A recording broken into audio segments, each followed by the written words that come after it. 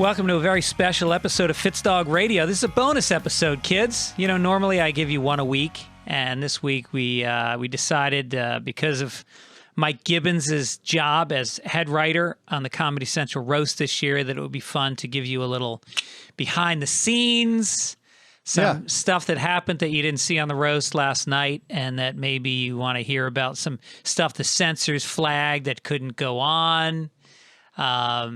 It was fun. It was the roast of Alec Baldwin. Who fucked who? Anyone fuck?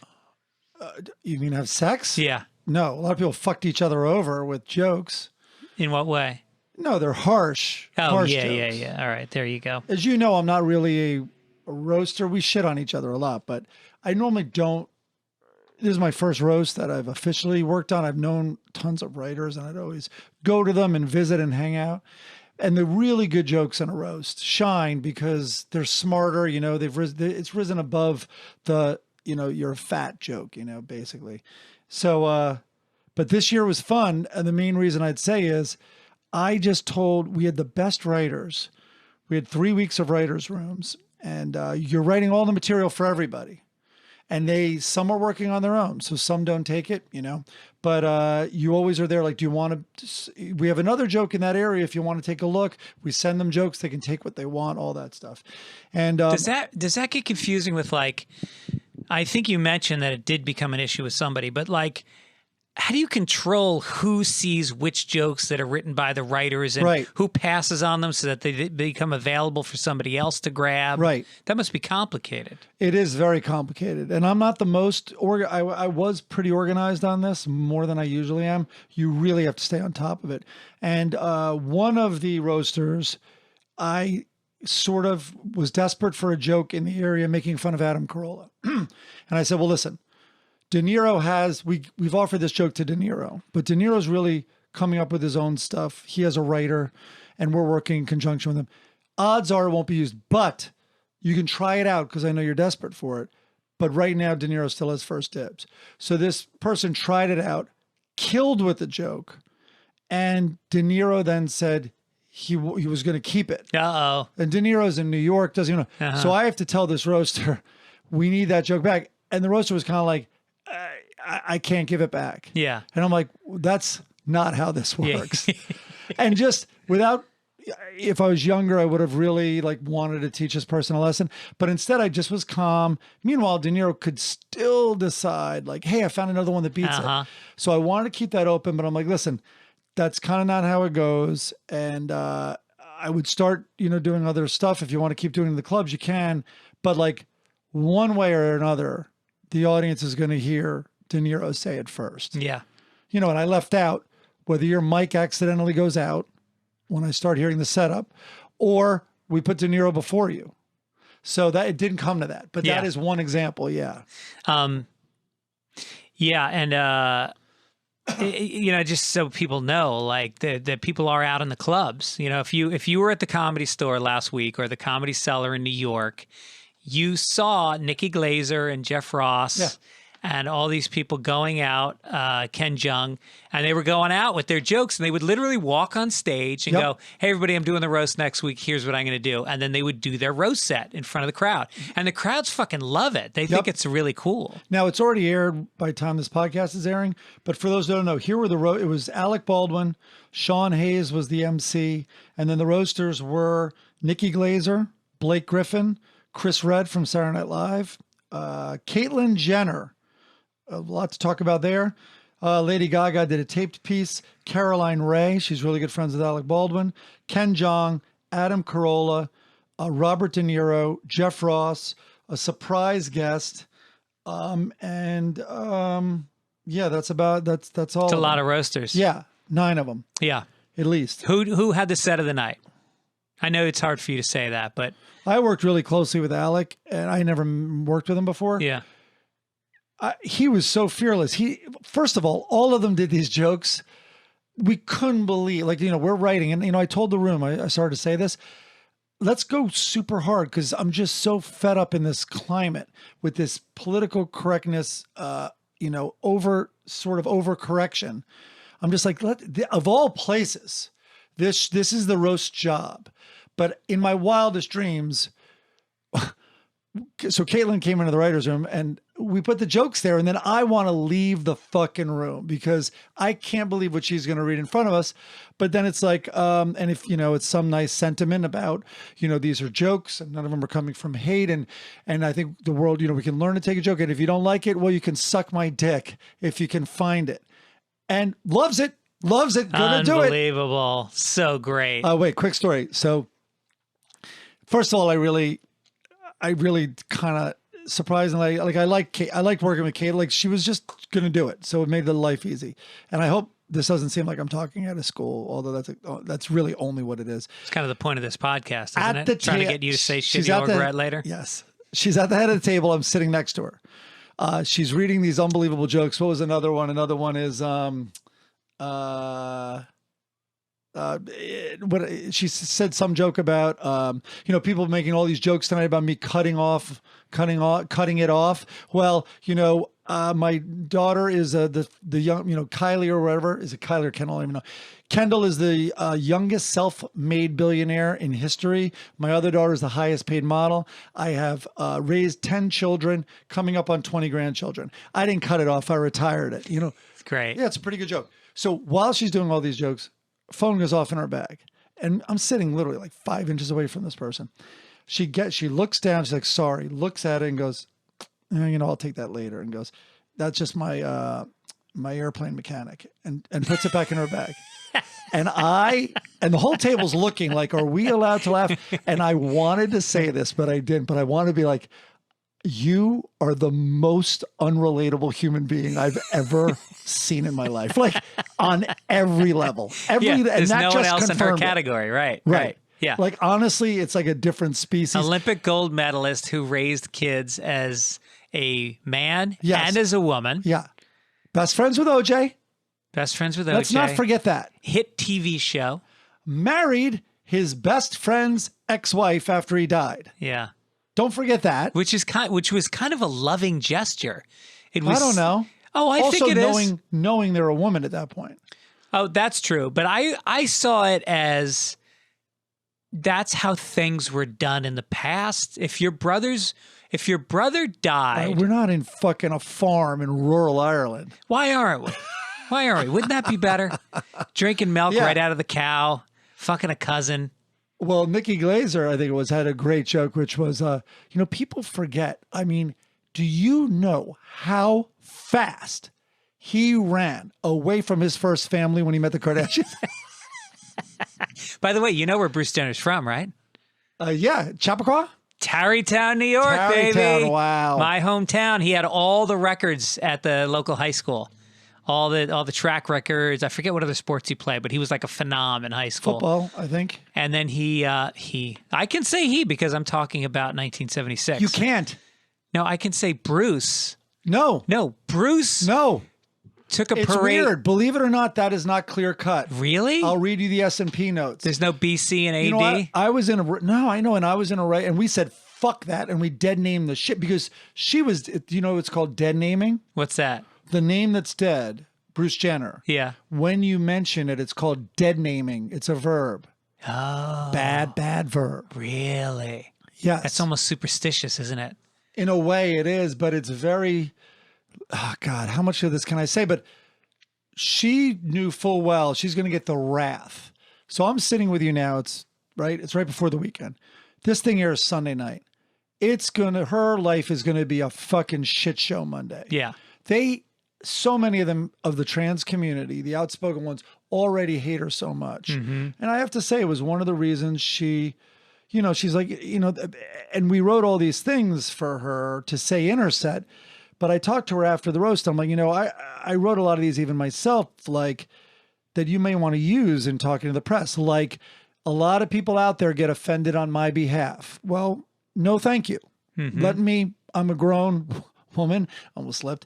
I'm a grown woman and I can handle this. And just sort of those things about none of these jokes tonight, not one came from malice, was meant to hurt.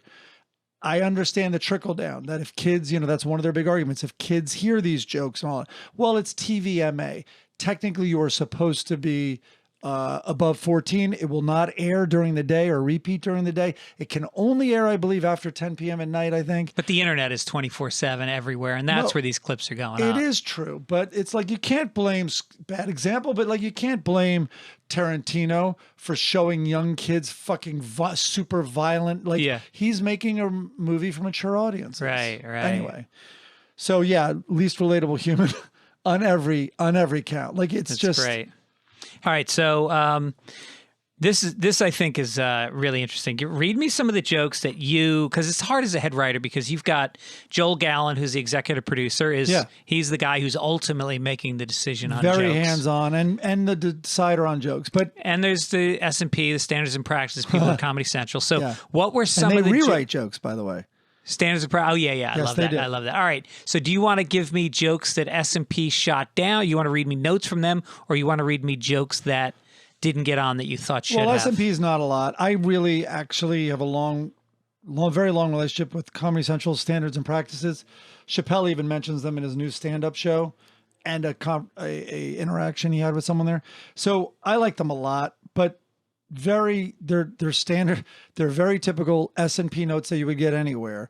And a lot of them, they're so funny to read. So for people that don't know what this is, you write scripts. Eventually, before you film it, you have to send it to lawyers at the channel and the S&P and ad sales also. And they have to, vet all this stuff. So a typical, like I'll look down right now, I'm scanning down at a email from S&P and you just see these words you can't say, but they're really funny because it's like fuck, fucking, fuck, cunt, IKEA, fucked, fuck, N dash dash A. They won't even write the word that was said. Nigga, I believe. Meanwhile, that's all you hear at IKEA. Right. So it's fuck, nigga, M&M's, Arby's. And but one of them was great, which was, one was a De Niro joke they want to cut. And I'm like, no way. So it's De Niro's joke against Adam Carolla. Adam Carolla has a new brand of alcoholic beverage called Brose. And De Niro goes, finally a light summer wine for date rapists. So the best is seeing Robert De Niro say it. Well, they want to cut because it's almost like they have a computer program like that found date rapist, please take out. And so did he say it in the roast? He did say it. He did. Because I don't remember know what they'll do with it. Believe it or not, rapists is way worse. This is my opinion. I'm guessing what they're thinking. I think it's way worse than date rapists. No, I know a comedian who was flagged for saying date rape on his special. Okay. And they said you can say rape, you can't say date rape. I have no idea why. Wow. Yeah. No, and I've heard the same thing. Now, everything was as if a computer program. Change every single time. Change Bruce to Caitlin.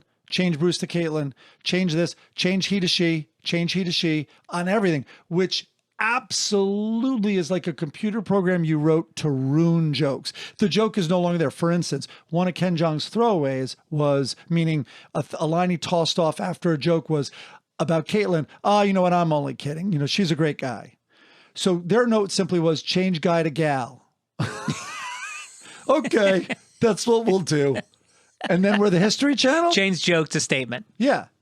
So one exchange, though, which might be interesting, was they have given notes, and I answered on some of them because I really didn't understand it. So one was, they go, can we lose the joke? Caitlin really got bashed tonight. I guess you know what it's like to be now I guess you know what it's like to be a regular trans person.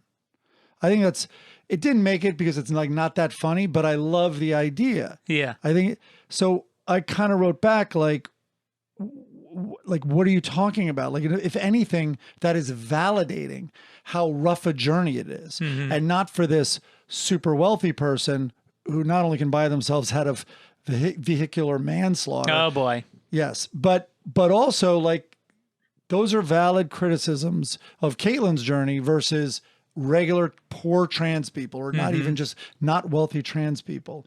And you just, you try to put it in context for S&P. Like Caitlin in this show says she spent years as a woman inside me. Oh, this is about how you can't even say he is, she was ever a he.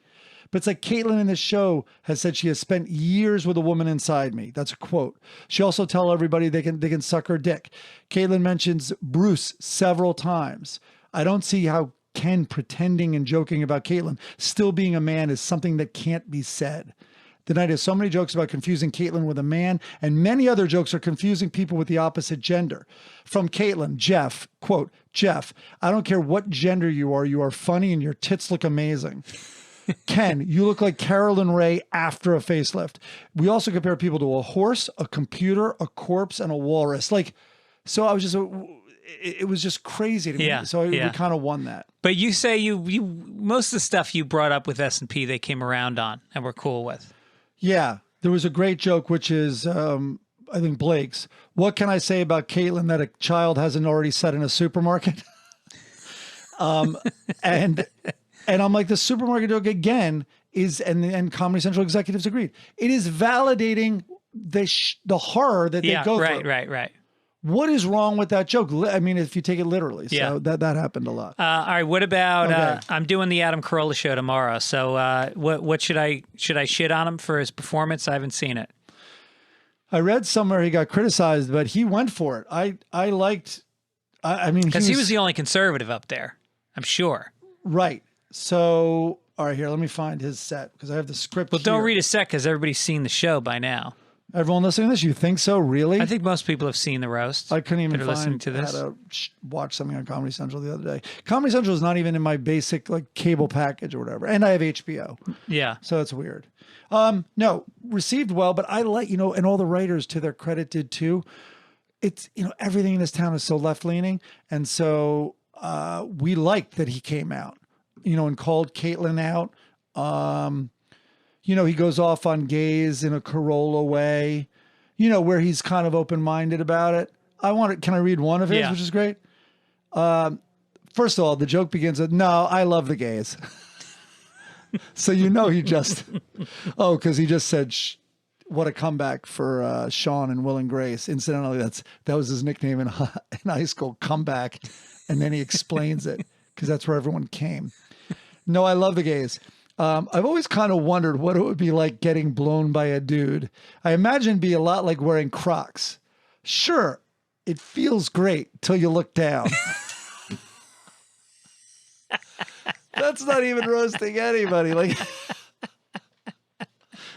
I liked it a lot. Yeah. So no, he was very. I liked him. Yeah. Crowd liked him. He was also concise, which was really.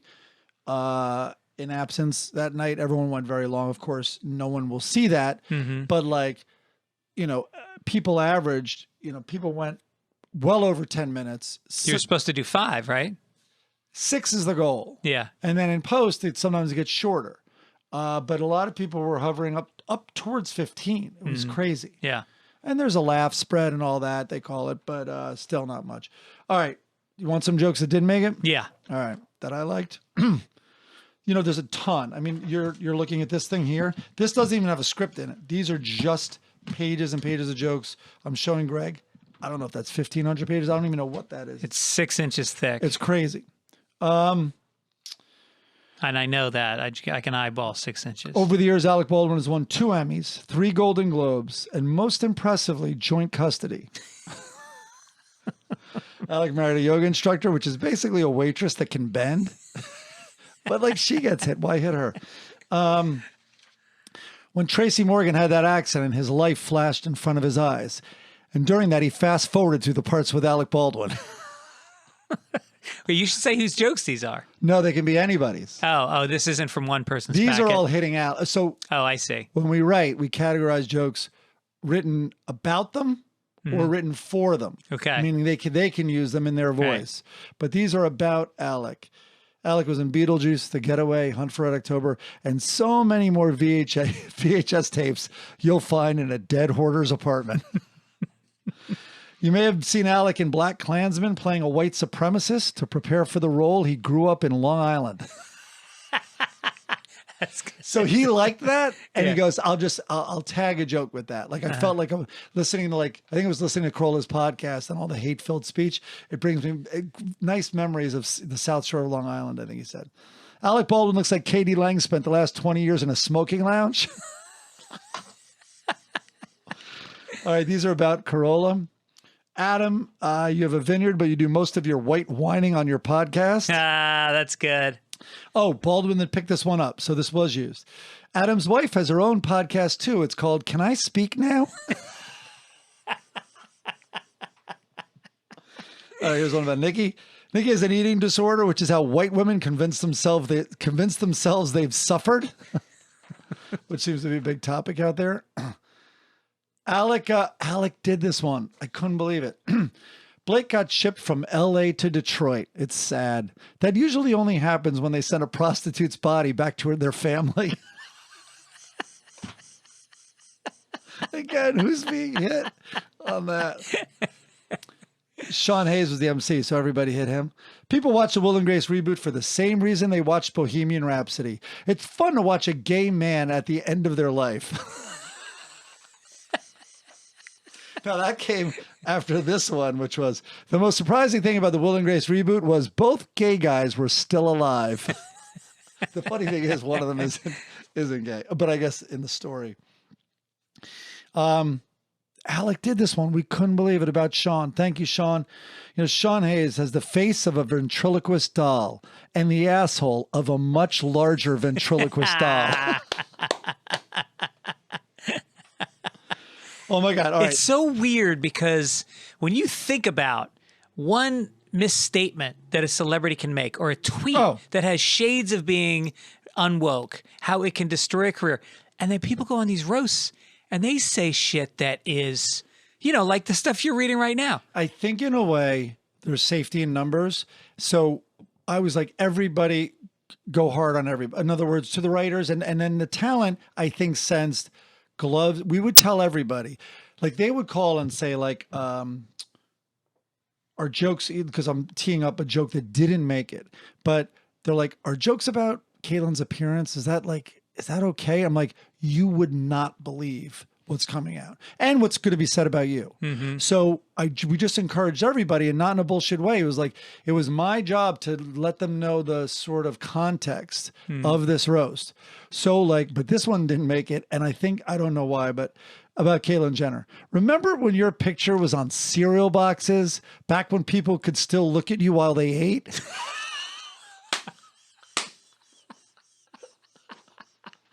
I love that one. And again, it's the worst joke if it's alone. If you and I are doing a podcast and we came up with that, saying that about Caitlyn Jenner. Well, that's why, you worry about the press reporting on the roast and hand-picking jokes. And if they only put 3 or 4 jokes in their article, they seem really heinous. Oh. But is there a line, do you think, that can get crossed at a roast? Yes. Yes. And there were a lot of questions about it because Caitlyn has something in her past that she, that is tough area to go to because there was, someone died. It was a car accident, and very easy jokes can be made about it that obviously are not making light of the fact that someone died, but are hitting Caitlyn, maybe even for righteous reasons. Oh, someone talked about this on one of their specials. Oh, Gervais talked about this because he talked about, he made a joke at the Golden Globes about the accident and about, she's done so much, but not a lot for women drivers. So he got hit really hard for that. And if he'd said it at the roast, it probably would not stand out. Probably not. But everybody avoided that topic. Everyone avoided that topic. Yeah, well, that's good. Yeah, because there was so much to go on anyway, Caitlyn sounds like a talking Barbie doll that's running out of batteries. That's great. It was a smart joke. Caitlyn Jenner recently denounced President Trump, which is the second time she's cut off something that leans to the right. I mean, they're pretty. I mean, we can just keep. Caitlyn, you look. Alec did this one. That's another one where you're like, really? Caitlyn, you look like a real doll that's been fucked a little too close to the fireplace. What a madman. He just, and his delivery, he's like a savant. I was telling you this earlier. He can cold, hasn't seen a joke, doesn't know what it's about. Could be a 2 or 3 line joke. Midway, he catches on, he's reading it wrong, adjusts, doesn't go back, adjusts and lands the joke exactly as it should, or changes it in a way that still works. And you said he only read these jokes like 2 or 3 times before doing them in the roast? He didn't rehearse them, didn't take them on stage? I thought this was going to be a really long phone call. I was already, my sleeves were rolled up. He didn't say this, but he has worked with some of the best writers in the world. You know what I mean? And so whether it's Mamet's speech or quite honestly, anything on 30 Rock. And he goes, I was really prepared to be like, wow, guys, back to the drawing board, and I'm going to take this to my people in New York. And he really liked the first draft, not many notes. And then he was so accepting of the jokes, we loaded it. I created a document for him where I indented alts. And then after the meeting, we're like, does he understand alts? Because I think he just approved every alt. Like he just was like, if it was funny, he was going to do it. What else did he do? Oh, this is one that people didn't do, but because you had to explain. So Caitlyn Jenner's current girlfriend, there's so much math to do on this, is a trans woman in her 20s, by the way. Wow. Right. Once you know that, this is a great joke. Caitlyn, when you wake up next to your girlfriend every morning, are you both like, what are we? But it needs all that. So they both started as men and surgically transitioned to women. Yeah. And are now technically lesbians. I don't. It's 2 women together in a relationship. Yeah, technically is a weird word. They are. I get. Like, for instance, here's a fair question. And I love the fact that her being 40 years older, you can't even bring that into play because your head is spinning with the other physics of the situation. No, because your mind immediately wants to go to jokes like, oh, so you're still a typical Hollywood guy. Yeah, right. 26-year age difference. Yeah. With a girl, someone who's identifying as a girl now, I guess. But I think like a fair question would be, does Caitlyn identify as a lesbian? I don't know the answer to that. I should know more about. I don't know how to speak in this arena. I think at a certain point you just don't want to identify. I mean, in this whole world of sexuality and gender being on the spectrum, it sort of feels like almost demeaning to have to call yourself by a label. I mean, for some people, they embrace it because they want to empower a group that's been disenfranchised. So they say, I'm a lesbian and I represent, women that have been oppressed. But then you got other people that just want to go like, hey, I'm just me. Yeah. I think the British have it right. They have a word that applies to both genders, cunt. And that's how I want to self-identify. Corden used to call me that all the time. Did he? Oh, yeah. Oh, it was like, when you hang around with British people, bitch is a harder word than cunt. Uh-huh. It's crazy. Yeah. You want to know what word you can't say? No joke. Eyes lit up. In one of our scripts, we said, you look like a spastic whatever. They're like, what? And no joke, the executive producer of Corden, who's also from Britain, is like, no, mate, that's like the N-word. I'm like, it's not even close. Like, I don't care. I can imagine how serious it is in England. It's still not the N-word. Yeah. You didn't like ship in spastic, mentally handicapped people as slaves to build your country. Uh-huh. I doubt that happened. Took away their God. Yeah. So maybe it's serious, but it's not on that level. Yeah. No, but like, what was the joke I was just thinking of? That was great. Shit. All right. It'll come to me. But, another fair question that's funny. The other fair question about does Caitlyn identify as a lesbian isn't funny, but I was begging people to do this because I thought it was also fair. Just going to Caitlyn like, hey, serious question. How confused is your dog when it smells your crotch? I love that. You told me that one. I love that one. And by the way, I want to read at the end all the writers' names because I didn't write these and I really want to give credit to them. But like, I thought that was brilliant because that's totally it smells different. You and I have balls. We know what those can smell like just from it leaning on your leg all day. That smell's not there anymore. You don't think a dog knows that from across the room? Call when you can. Okay, we're going to. Oh, I got to call my wife. She said, call when you can. Should I call her? While you call her, I'll read. No, while you text back, does it need to be now? I'll read some more jokes. Okay. I feel bad for the Kardashians. One father defended OJ. The other borrowed his knife. This is about Ken Jeong, which this part's true. Ken's wife's name is Tran Ho. It's Vietnamese for Caitlin. Is it really Tran Ho? It's Tran Ho. Wow. Yeah. So Caitlin did that joke. Like, I want to meet her. There's some joke about getting drunk, but it's someone goes, sorry, every time I say blackout, De Niro starts putting on cologne. He got hit a lot for not only his exclusive dating of black and being married to black women, but his big divorce that's going on now. Oh, here it is. Robert De Niro's in the middle of a $140 million divorce. Maybe the next time you make a bomb, you should put it in her car. Because everyone's shitting on all his shows, on his movies, which are just damn, awful. 140 million, huh? Shit. That's half. Yeah. In other words, it's not 70, it's 140's half that I think she's going to get, I believe. Wow. Yeah. But they were married twice, I think, but a super long time. Yeah. Wasn't there a joke about what's he going to do with it if he still is? The fuck, he created Nobu. Oh, I didn't know that. Yeah. So he's got money still coming in. Oh, first of all, is he going to spend 70 million? Like, we have a friend who says this about himself, Malloy, right? He's like, the amount of checks that come in for he was even in a documentary. Oh, you're the guy in that movie. Like, he has the little bit parts in movies. Oh, yeah, there was a documentary about people that are not famous, but you don't even know their name. Yeah. But you're like, oh, yeah, he was in, I remember him. He was right. And that's our friend clerk. Matt Malloy.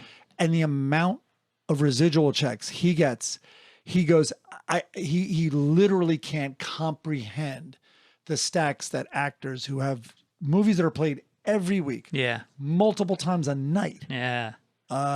So yeah, he has tons of money coming in, and he owns a bunch of restaurants, by the way. Yeah, I think people get really hung up on the number when a rich person loses half, and you just got to remind yourself it's half. Right. Yeah, they've got that amount themselves, and how much do people fucking need anyway? Like I spent today because writers. It's a long story, but I looked into my pension for the first time today. And I realized what I'm getting, and I'm like, okay, I'm okay. Yeah. I can breathe. That was money of yours being put aside and matched. Yes. And they get a little Social Security coming in. Yep. Our friend Matt is down. I want to talk about the trip we took yesterday or 2 days ago. Our friend Matt, who in this roast podcast, is not part of it. You can. It's your podcast. All right, now we'll do it in the next podcast. I think we should. Yeah. Because who wouldn't want to live there? It should have its own podcast. Yeah, maybe we should go down there. Our friend moved to. He's only 55. Yep, exactly. But he bought a unit in a retirement leisure living. You have to be 55 or older. You have to be at least 55. He's the youngest guy there. He's still working, by the way. He's a working actor. But this place has 3 golf courses, shuffleboard, billiards room, ping pong room, 5 pools, an archery range, card rooms. Yep. I mean, it's got everything you could ever fucking want. That wood shop was a wood shop. The most professional thing I've ever seen. Yeah. Lecturers, bands every night. And he's like, this place is fun. His parents live there. So that's really why he got it. Yeah. But now he's living there, and he's convincing all of us to buy places down there. And I'm pretty fucking close. And it's cheap. It's actually pretty cheap. And it's down in like the nicest beach town in Southern California. One of the nicest, Laguna Beach. Yeah. Oh, my God. One of the best beaches in the country. And it used to be called Leisure World. They changed the name, but it was called Leisure World. Did he tell you the reason? Remember? Why? Because some kid nicknamed it Seizure World. Which is like a roast joke. All right. So who bombed the hardest? You can't answer that. I can't answer that. No. Although it'll be clear. Yeah, you told me off mic who it was. Yeah. And so you'll see it, folks. And it'll never look as bad as it felt in the room because they sweeten it, right? They put some laughs in where there weren't. Yeah, and you pace them up. So if they stumble a little or they, you cut around it. Yeah. You can cut to the person's face that they're making the joke about and then pull up, help their timing.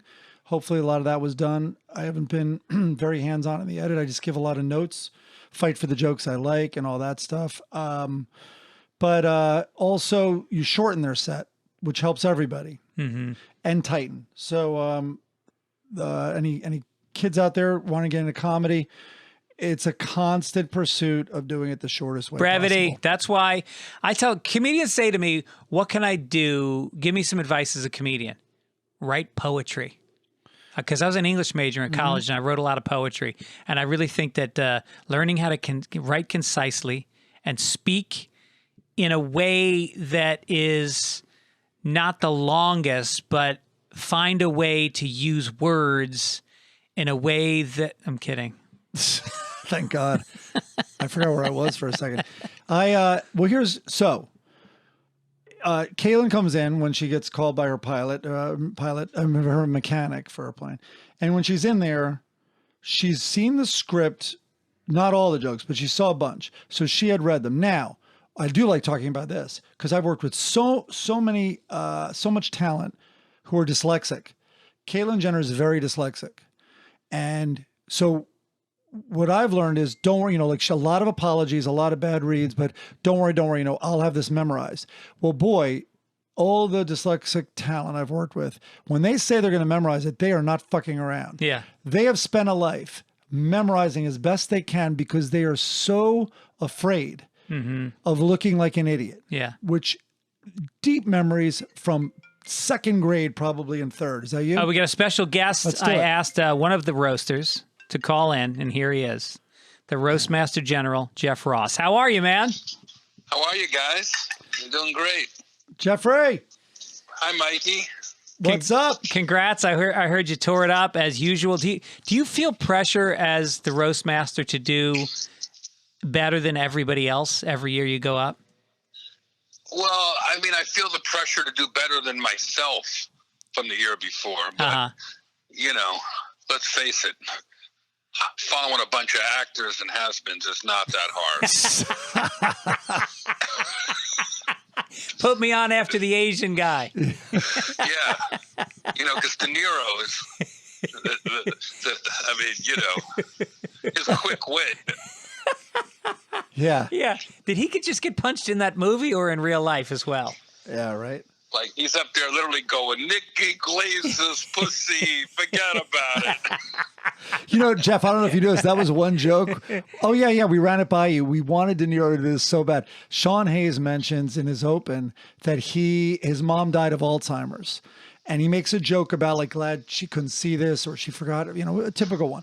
So anyway, De Niro was going to be like, Sean, so sorry about that. Sean's, Sean's mom died of Alzheimer's. Forget about it.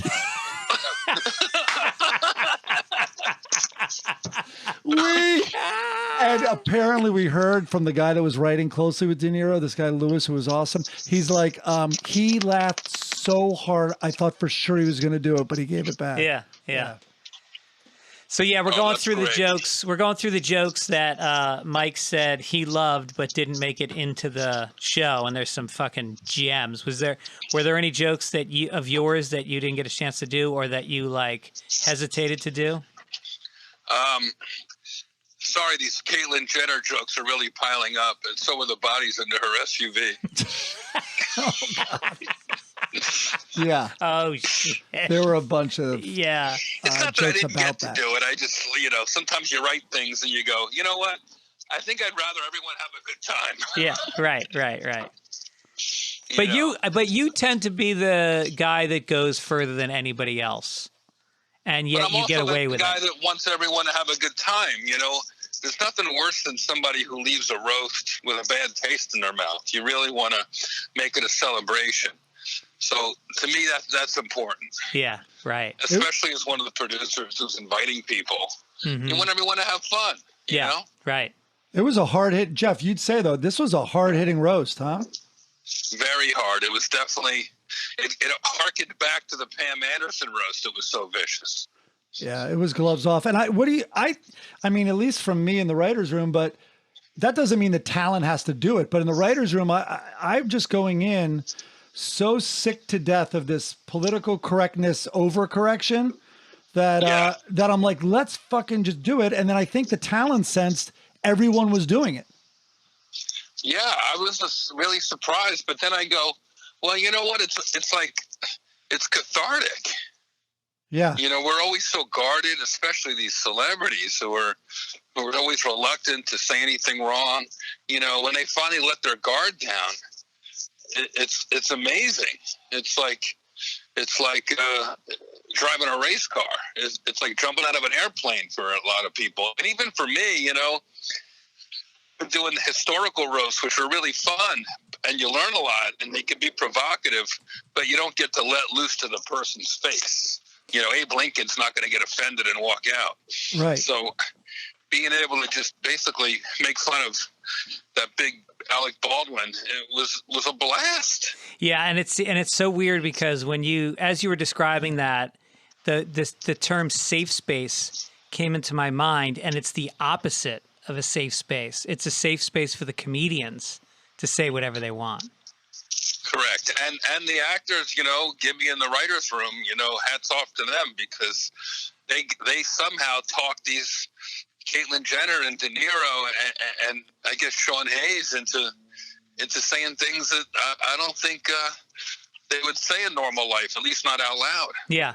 Well, I don't know if you know this, Jeff, but like after the red carpet, I went up to Sean because, you know, I saw the playback. You know, we sent Lady Gaga. By the way, this podcast is airing after the roast airs on Sunday. But so Lady Gaga did this tape piece about a charity because the roast is giving $1 million to Tony Bennett's charity. So she's speaking for Tony, and we gave her some like jokes, a bunch of options, and some of them were just smart and soft, but, you know, added a little levity to talking about this rather boring charity, at least boring in the middle of a roast, about giving money to public schools to help kids in the arts programs. So I watched it back in rehearsal, and she was like a little dismissive, like, all right, well, go back to having fun making fun of each other. And I was kind of like, fuck that. So it was my own joke, but I go up to Sean. I'm like, listen, you'll probably throw it away and not want to do it. But, you know, when it comes back to you after that, you know, you could just be like, well, she's not Lady Haha. And I'm like, fucking hit her, because that was ridiculous. And he did. He did it? Oh, no, he looked at me like he was about to jump out. He's like, you know I'm not throwing that away. And he did it right away. And then like kind of the laughter sort of rolled back. It's like, did he just do that? Yeah, yeah. So he like ran it by me. He ran that joke by me during the commercial break, and I said, "Go for it." Oh, good. Yeah. Oh, good. Yeah, because it needed it. Oh no! Oh, it totally did. Like, and it just showed that kind of like nothing was off limits in a way. Nothing was sacred. So, what number did you go in the lineup? Did you have to like edit Last. out? Oh, so if you're last, did you have to like edit out some of the stuff that was already said, or you already knew what was coming? No, I mean, sometimes I'll go to the prompter during the commercial and add or subtract just stuff that comes to my mind, or if something feels like it's been hit too many times. But for the most part, I just kind of do the jokes and the ideas that I planned and stick with it. And, you know, if there's overlap, it just means, you know, maybe that joke will get cut. I almost just stop caring about the 1 or 2 days before and just make it a party and try to have fun with it. Yeah. Otherwise, it'll make me crazy. Yeah, and it has in the past. I'm sure. Yeah. Was there one joke this year about yourself that you liked the most? Oh, that's a good question. I don't remember what she said, but Nikki Glaser was roasting me so hard, I remember climbing over the couch to escape. Yeah. And Ken Jeong and Chris Red and Blake Griffin held me back. Yeah, that's good. You know, I was just getting hit so hard. And, you know, to be honest, the jokes sort of like go right through me. I almost don't even hear them. Yeah. I'm pretty sure I got called fat, ugly, and a pedophile about 30 times. They say you don't know who you really are until you've been roasted. I mean, I knew I was a pedophile. I didn't know I was fat and ugly. That's it. Wait, pedophiles love feet, right? Isn't that? That's something else. I liked her joke. She was like that you had the sex appeal of a gymnastics doctor. I know. It was so funny. She's so funny. The roast was great. Good. It was so funny. I really enjoyed it, and I thought everybody scored. I mean, I really thought Robert De Niro was going to come out and talk about the film business or working with Alec Baldwin, but he's like, nah, fuck it, Nikki Glazer's pussy. Yeah, It's great. right out of the gate. I love it. All right, well, listen, Jeff, congrats again. And thanks so much for calling in. I really appreciate it. Hell yeah. Well, thanks for getting the word out. And congrats again, Gibby. Great stuff, man. Yeah, you too. It was a really fun roast. All right. Thanks, FitzDog. All right, see you next year. Bye. See you next year. Um, Blake Griffin, his have spread virally before the roast. His jokes, he went for it big time. Yeah. And what was great is he had the relationship, he was dating Caitlin's daughter. So there's that. Right. So they both hit each other. Yeah. Which was great. Yeah. And I think he's done stand-up comedy a bunch of times now. Oh, yeah. Yeah. No, he could deliver a joke. Have you seen his going around online? No. Oh. He did the supermarket joke one, which is great. Caitlin completed her gender reassignment in 2017, finally confirming that no one in that family wants a white dick. Oh, yeah, I heard that. That's great. That's great. And then the big one he thanks her. I know we're all here making fun of Caitlin, but honestly, I want to use this time to publicly thank you as an athlete. I want to thank you for your bravery as a human. I want to thank you for the doors you've opened. And on behalf of the entire NBA and half of the rappers on the Billboard charts, I want to thank you for giving your daughters their daddy issues. Wow. That's a mouthful. He got it all in? Nailed it. Wow.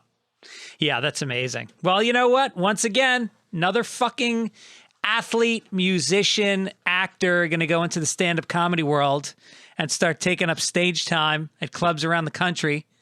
You sense resentment? Yeah, maybe a little. I got some tour dates coming up. Anything else, or should we wrap it up? Just quickly, I wanted to mention a lot of the writers. Let's do that. George Reinblatt, I worked a lot with Blake. He wasn't on staff, but I think that those last two jokes might have been his. But anyway, Benji Afalo, Rosebud Baker, Nicole Buchanan, Emmy Blotnick, Matthew Broussard. Some of these are big fans of yours, by the way. Oh, Emmy Blotnick's great. And Emmy Blotnick is. I met her this roast. She's fantastic. She's fantastic. All of the. And she writes for Colbert. Colbert. Used to. Okay. Yeah, Matthew Broussard, Josh Comers, Mike Ferrucci, of course, Sarah Tiana, Tony Hinchcliffe, Willie Hunter, Ray James, Mike Lawrence, Bonnie McFarland, Connor McSpadden, Kevin Sheeny, Peter Schultz, Madison Sinclair. Oh, Zaid. I have to give a shout out. Zaid Constantine was a writer's assistant. It sounds like it's overblown, but as you know how I work, honestly could not have done it. This kid kept track of everything. Nice. And things you asked Jeff a question. Are you afraid that like anything's going to be in someone else's set? We actually keep an eye on that. Yeah. If they're too similar, we give them a heads up. Right. Unbelievable. But someone has to catch that shit. Mike Gibbons, you've done it again. A podcast? You've done another podcast. And what do you want to promote? I want to promote, I'm really late to it, man. Pen 15 is that show on, I have nothing to do with it. I just made me laugh. It's on Netflix. It was on Hulu. Is that creepy for a middle-aged guy to be watching? No, they're like in their 30s. Or something. I thought it was about teenage girls.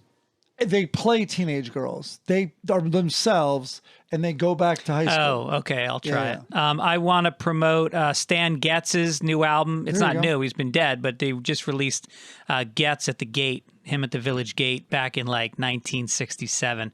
Fucking great. Great. Even if you don't like jazz, just try it.